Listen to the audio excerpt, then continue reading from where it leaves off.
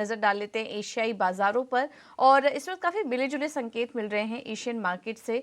Gift Nifty तो हरे निशान में दिखाई दे रहा है, करीब करीब 50 अंक ऊपर, लेकिन हांगकांग के बाजार इस वक्त लाल निशान में है, कोरिया के बाजार लाल निशान में दिखाई दे रहे हैं और चीन के बाजार भी हल्की कमजोरी के साथ कारोबार कर रहे हैं। वहीं जापान के बाजार में करीब 200 अंकों की मजबूती इस वक्त देखने को मिल रही है। तो जो एशियाई बाजारों की शुरुआत है वो मिली जुली देखने को मिल रही है।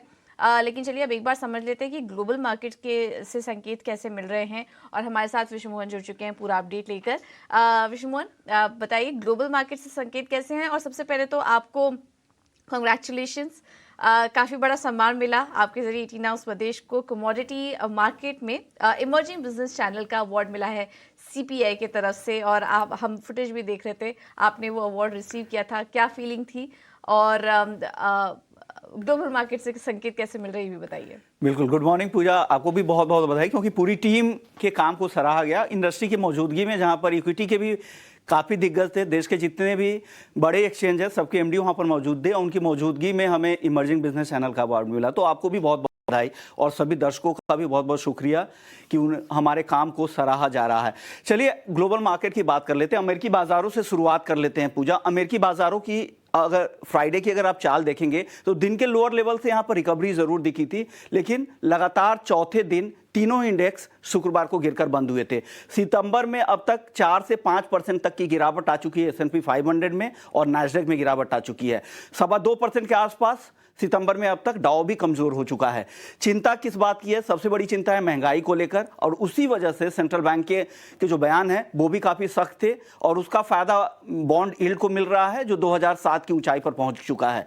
अब सबसे बड़ा फोकस एरिया सेंट्रल बैंकों का यही है कि कैसे प्राइस को स्टेबल किया जाए, कैसे प्राइस को रीस्टोर किया जाए, महंगाई पर काबू पाया जाए। दूसरी चिंता जो बाजार के लिए वो है, जो वहां पर बजट को लेकर जो गतिरोध है यूएस में, वो भी एक चिंता का विषय है, कहीं शटडाउन की स्थिति ना लागू हो जाए। तो इस वजह से बाजार में असमंजस की स्थिति है। बहुत ज्यादा गिरावट नहीं है, लेकिन एक दायरे में है। हो सकता है कि बाद में सहमति बन जाए, ऐसा कई बार यूएस में हिस्टोरिकली हुआ है। तो उस बात को लेकर बहुत ज्यादा चिंता नहीं है, लेकिन चिंता वही महंगाई और बढ़ती ब्याज दरों को लेकर है। और फेड ने जिस तरह से संकेत दिए हैं कि नवंबर की बैठक में या एक बार और ब्याज दर इस साल बढ़ाई जा सकती है, वो चिंता बाजार में सबसे ज्यादा है।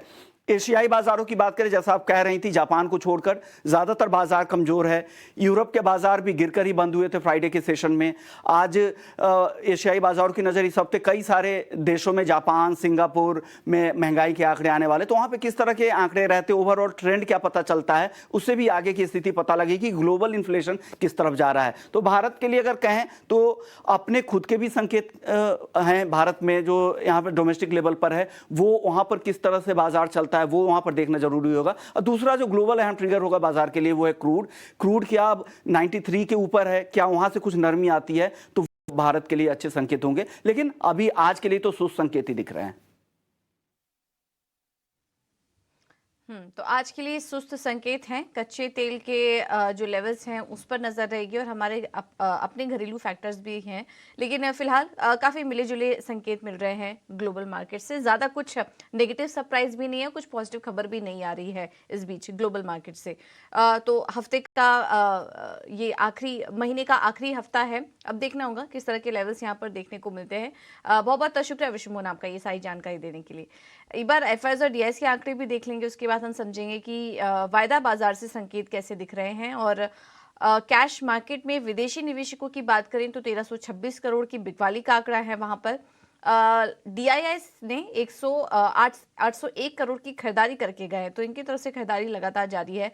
लेकिन एफआईआई लगातार बिकवाली करके चल रहे हैं भारतीय बाजारों में। इंडेक्स फ्यूचर में देखेंगे तो 1123 करोड़ की बिकवाली, और इंडेक्स ऑप्शन में एफआईआई करीब 7000 करोड़ की बिकवाली करके गए हैं।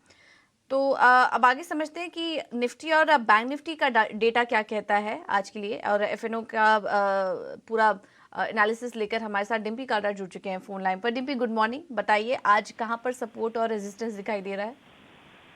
गुड मॉर्निंग पूजा। अगर आप वैसे एफआईज और अभी नंबर पढ़ रहे थे तो मैं एक पॉइंट बड़ा इंपॉर्टेंट है, मैं जरा नोटिस करवा देता हूँ पहले ही। वो ये है कि एफआईज की होल्डिंग 53% लॉन्ग की होगी अभी सिस्टम में। दैट मीन्स ये 65 से घटकर 53 हुए हैं। और एक और कोइंसिडेंटली आंकड़ा यही है कि रिटेल की होल्डिंग भी 53% लॉन्ग है।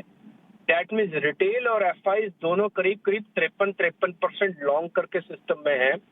अब वो ये देखते हैं कि पलड़ा किस तरफ झुकता है। अगर ये रिटेल की हिस्सेदारी लॉन्ग साइड की बढ़ी तो आप समझिएगा बाजार नीचे जाएगा, क्योंकि कमजोर हाथ में कई बार सौदे ट्रांसफर हो जाते हैं। अगर एफआई की होल्डिंग वापस से यहाँ से बढ़ी तो फिर हो सकता है बाजार एक अच्छा सपोर्ट ले ले। यहाँ पे सपोर्ट एरियाज भी नियर बाय हैं, ऐसा नहीं है कि रेजिस्टेंस से सपोर्ट एरिया भी नियर बाय है। जैसे 18,500-600 एक अहम सपोर्ट एरिया है।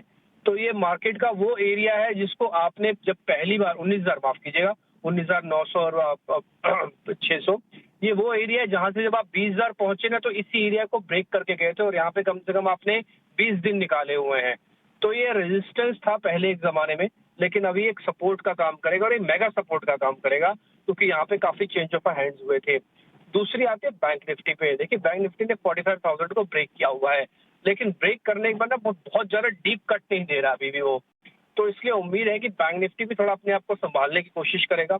बट कुल मिला के सारी बात यही है कि यूएस वगैरह से जो संकेत है, बॉन्ड यील्ड्स वगैरह जो संकेत है, ये एक दिन में ठीक नहीं होगा। अगर आप एक्सपेक्ट कर रहे हैं कि हाँ 2-4 दिन में वापस से 20,000 के लेवल आ जाएंगे, वैसे नहीं आएंगे।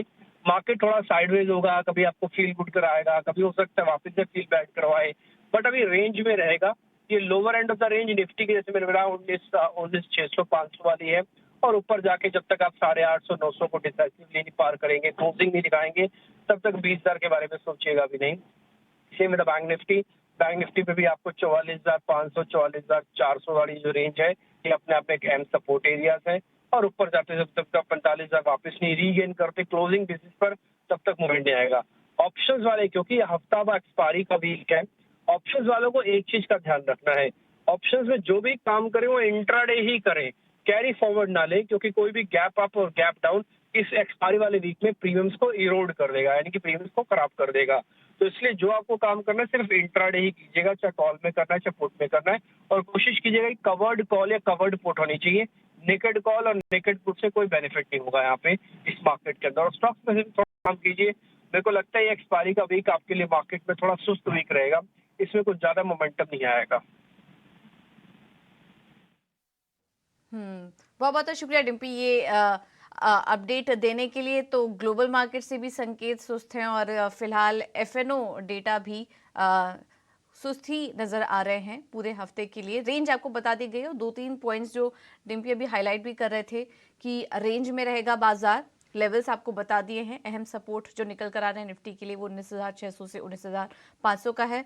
ऑप्शन ट्रेडर्स संभल के ट्रेड करें, इंट्राडे के लिए ही ट्रेड करें, कैरी फॉरवर्ड ना करके जाएं, और स्टॉक स्पेसिफिक रहने की रणनीति आपको दी जा रही है, क्योंकि हम बार बार आपको हाईलाइट कर रहे हैं कि एक्सपायरी हफ्ता है तो कॉशियस रहिए थोड़ा इंडेक्स में ट्रेड करने के पहले। चलिए अब आगे बढ़ेंगे। लेवल्स तो हमने समझे, लेकिन स्टॉक स्पेसिफिक और या फिर कौन सा सेक्टर अच्छा लग रहा है ट्रेड करने के लिए ये भी समझ लेते हैं। और रणनीति बताने के लिए हमारे साथ हेमंत कपाड़िया जुड़ चुके हैं KR चौक से सिक्योरिटी से। Hemant, thank you so much समय देने के लिए। लेवल्स तो हमने समझे, अभी डिम्पी बता भी रहे थे। स्टॉक स्पेसिफिक ट्रेड कहाँ लेना चाहिए आज? Good morning Priyanka, thank you for having. Stock specific की बात करें तो पहला कॉल रहेगा परसिस्टेंट सिस्टम्स पे, एक बाय कॉल रहेगा। स्टॉक ने ऑलमोस्ट अपवर्ड बायर रिवर्सल दिया है शुक्रवार के ट्रेडिंग सेशन में। अगर आप देखेंगे डेज लो से रिकवर करके डेज हाई पे बंद आया है। इंट्राडे इंडिकेटर देखेंगे तो सब क्रॉस ओवर बाय में आ चुके हैं। स्टॉक मीडियम और लॉन्ग टर्म अप ट्रेंड में चल रहा है, मतलब 1-1.5 हफ्ते पहले ही ऑल टाइम हाई कायम किया है। तो सेटअप काफी पॉजिटिव है। एक हल्का सा करेक्शन है जो शायद खत्म होने के मूड में है, तो परसिस्टेंट सिस्टम पे बाय कॉल रहेगा।